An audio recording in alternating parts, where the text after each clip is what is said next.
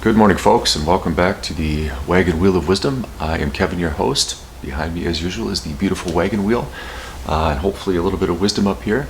Before I get going, if you're enjoying these videos, please like, share, and subscribe, as it really helps out the channel a lot, and I'm going to do my best to get out content. With that being said, this morning I was struggling a little bit about what to talk about, so just kind of did my normal routine and went and sat outside. Beautiful breeze going on right now. I think it's about 75 degrees out, so it's really nice. And we are in September, so we're ushering in a new season here. Fall is on the horizon, so it's kind of funny too how life operates in that way of the seasons. But I'll get to that in a little bit. So while outside, I was just kind of thinking, what am I going to talk about? What am I going to talk about today? And as I'm looking out over just across the sidewalk, there was this just mass swarm of, I believe, mosquitoes. At least that's what it looked like. I didn't sit around too long because in case they came my direction and start, coming towards me, that's not good. So, but it just kind of hit me. This movement, the twin flame community, what us divine feminines are going through is, in my perception, so much bigger than just our individual struggles. And I'm going to say again and again and again, I know we are struggling with this because it is an incredibly daunting and trying thing that we are going through. But to that point, I'm realizing that it is much, much bigger than just me. And the reason this mosquito swarm kind of struck me was I'm looking at this from a consciousness perspective and how it's uplifting me to view the world vastly different and in a way help facilitate a little bit of change, to use my experience to convey that to the world out here and to help people along. And that's been ultimately the goal with this. So the way the swarm is a unique metaphor is, if I'm helping one person and that person helps one person and that person helps one person, we are helping raise the proverbial swarm of consciousness throughout the entire planet. And I'm 46. If there has ever been a time in my life when I have witnessed how this planet needs to shift in the way it operates, the way things are, it is now. I look at the brutality of all the wars that are going on and all the wars that have gone on in the past. The way people treat one another, the way people are just, and I use this term a lot, spun up out of nowhere.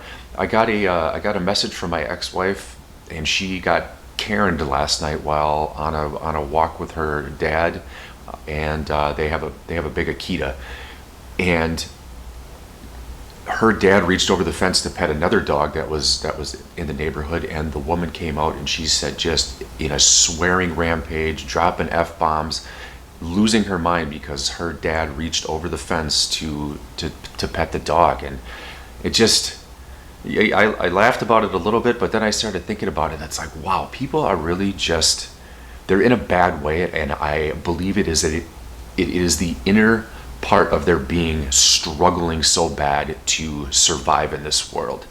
And if I could make another comparison, we in this community are facing that same inner struggle right now. We are fighting against the old to usher in the new.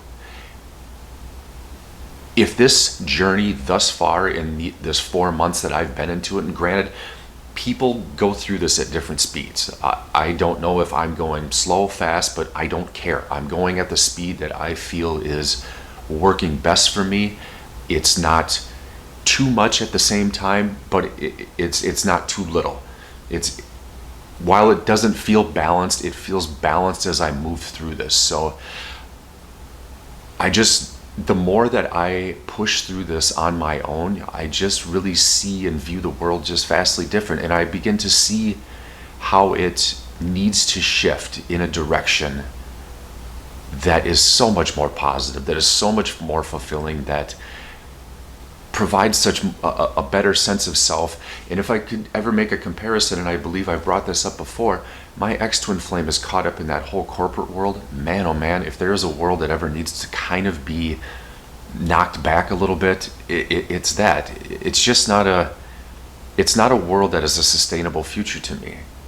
In the mode that it operates. If it could operate much differently, then I could possibly see it. But I'm getting a little bit off topic with that. So that is where my head was at this morning with just that swarm. I figure if I can reach a few people, you guys can reach a few people. And the other aspect of this is due to the fact that we are one soul split apart right now, and it is the divine feminines, and call it a duty, I suppose, to help uplift that soul, we are changing another person. The reason I say that is there was a comment in one of my videos about they are all narcissists. I sat on that one for a second. I will agree in a sense that if you're operating from ego, that does carry narcissistic tendencies with it. I won't debate that, because in essence, ego needs narcissism to feed it. I think you might agree with that. You know, where your partner is on the spectrum, as if whether or not they're full blown, I don't know. I do know this. I was in a 3 to 4 year relationship with somebody who definitely across the board suffers from narcissistic personality disorder. No doubt about it. Just a human being that, man, I would cut her nose off to spite her face. Look up that metaphor, because I had to look it up once. And I was like, yeah, that is definitely her. Now my twin flame ex, again, just leaning on the aspect of with her ego, there was tendencies there, but nothing like somebody that is suffering from a complete disorder in that arena. So, you know, please use a little discernment when you're talking about that, because it's a buzzword these days. It's easily thrown around. However, the psychological community claims that there is no cure for narcissism, that these people are always going to be that way. Do I know if that's true? Yes or no? Hang on, I gotta shut off the air conditioner. Okay, I'm back. So can we change somebody with narcissistic personality disorder? I don't think I have the power to do so. But if we are one soul split apart into two bodies, what if I usher in my own ego death first? From an energetic level. I know from a psychological perspective, we're talking in the 3D, and that's completely different. But if we work hard, which we have to in this, there's no going back, in my opinion. This is not about looking at yesterday anymore. This is about right now, to help the future. No question about it. So from an energetic level, I don't know.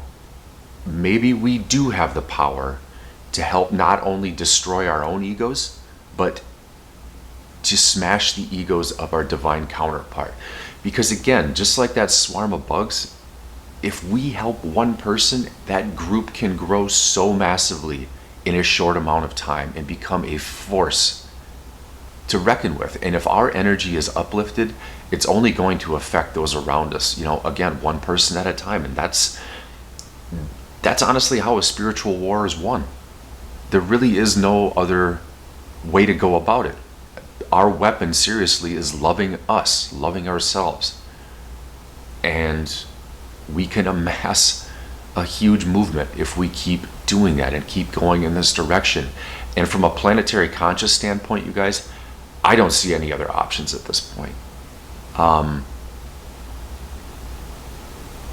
We need to change. People need to change. It may seem like we don't have the power to do that, but I assure you, with the responses I'm getting just from the old wagon wheel of wisdom videos, it warms my heart on a level I just haven't felt before. And even my morning prayer I listened to on YouTube this morning was talking about exactly that. You're helping people. You're helping people. I'm helping people. That's what this is about. It is a selfless act to get the word out about change. But not only that, people are going to feel your energy and see you differently the second you hang around them and talk to them. A little softer spoken. I know I found myself swearing far less than I ever have before. I used to swear like a sailor with suffering from Tourette's syndrome. And I can say that because my father used to have Tourette's. So living around somebody with that was interesting too growing up. But that's another topic for another time. But yeah, so it's funny. I go outside, I sit down, and there's been multiple times now where I've wondered what I'm going to talk about, and all of a sudden it just hits me. It's like the universal signs are everywhere. And it's pretty damn cool. Secondly is the changing of seasons that I referenced earlier. I find life to be that way. Nothing happens in a bubble. Nothing is static. Nothing, some things happen instantaneously, but more often than not, a lot of work has to go in during processes and things like that. So if I could just use a quick metaphor, we're going from summer into fall, one season to another. And with my own personal shift in this journey, all I can say is I'm welcoming in this new season that's coming, because this last season, we haven't had much rain here. So if I could, maybe it's been a bit of a drought in my life. It really has been a pretty big drought in a lot of your lives too, from the comments I'm reading. But I think the rains are coming, the good rains, for some of the most abundant growth that we're all going to see in our lifetime. And again, I believe that is all supposed to go down this way. Divine timing. It's a funny thing sometimes. So I wish you good morning. Happy Sunday. Love you guys and love the community. Again, please like, share, and subscribe. And I will see you on the next video.